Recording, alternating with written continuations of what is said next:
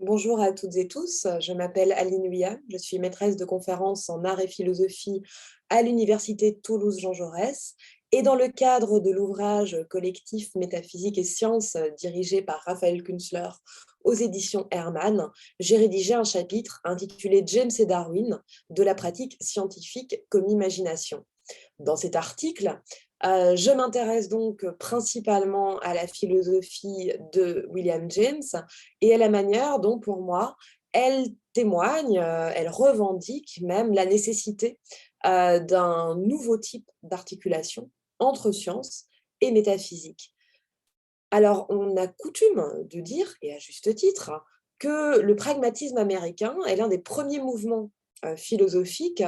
à avoir cherché à prendre en considération toutes les conséquences du darwinisme sur la philosophie, conséquences pratiques et empiriques, mais également conséquences théoriques qui viennent reconfigurer la manière dont on pense. Alors, en entendant ça, en première approche, on pourrait se dire que si une pensée philosophique cherche à tirer toutes les conséquences du darwinisme, c'en est fini de la métaphysique qui va être reléguée aux peut-être belles, mais en tout cas vieilles choses,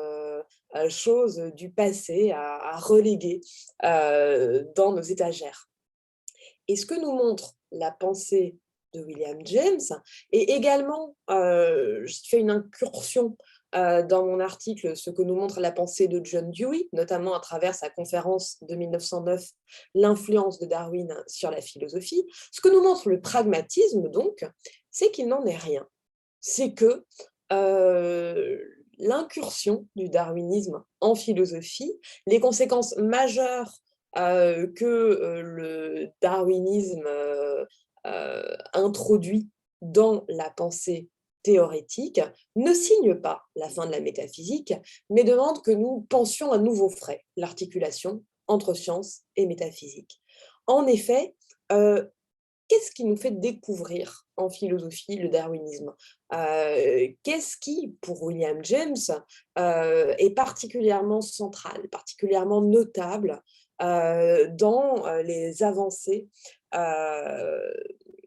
amenées par le darwinisme en philosophie? Tout d'abord, non seulement William James nous signale que le renversement paradigmatique majeur qu'a été le darwinisme pour la pensée au XIXe siècle, signale que nous trouvons toujours plus dans le réel à travers les expérimentations scientifiques que ce que nous nous attendions à trouver. Chaque génération découvre plus dans le monde, plus de possibles que ce que la génération précédente aurait pu imaginer, même dans ses rêves les plus fous. Ce qui vient mettre en avant une qualité majeure de l'esprit scientifique pour James, qui est l'imagination. Pour James, ce que les propositions de Darwin viennent mettre encore davantage au devant de la scène, si besoin en était, c'est que l'esprit scientifique ne peut pas se passer d'imagination, que la science n'est pas seulement la description de ce qui est, une fois pour toutes, mais que c'est aussi à travers les investigations empiriques, les sciences sont des arts des possibles. Les sciences sont poussées par une forte imagination, une recherche de nouveaux peut-être, une recherche de nouveaux possibles. Il y a donc, à travers notamment la révolution darwinienne pour James, il y a dans les sciences euh, presque une obligation à ne pas s'en tenir à ce que nous savons déjà, à ne pas s'arrêter sur une certaine forme de scientisme qui dirait que définitivement nous savons en tout cas toutes les grandes lignes de ce qu'il y a à savoir sur la nature de la réalité, mais qu'au contraire, nous sommes tenus de toujours développer cette imagination scientifique comme l'a fait Darwin. Et cela est d'autant plus nécessaire, selon William James, euh, qu'à partir de Darwin, le monde auquel ont affaire aussi bien les sciences que la philosophie et la métaphysique, c'est un monde qui est fondamentalement intéressé. Nous n'aurons plus jamais affaire à des objets d'étude passifs, indifférents à nos enquêtes. Le monde grouille désormais de vivants, voulant se maintenir et persister dans l'existence, et portant donc de manière immanente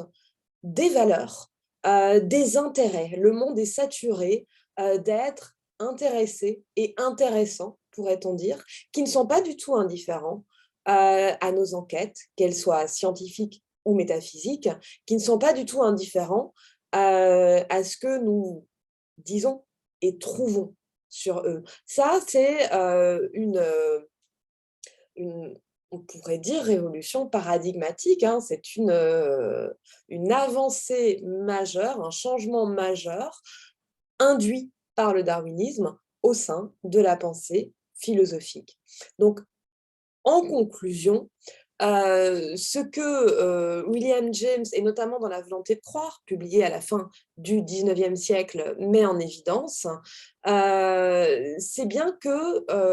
le darwinisme ne vient pas anéantir tout intérêt de la métaphysique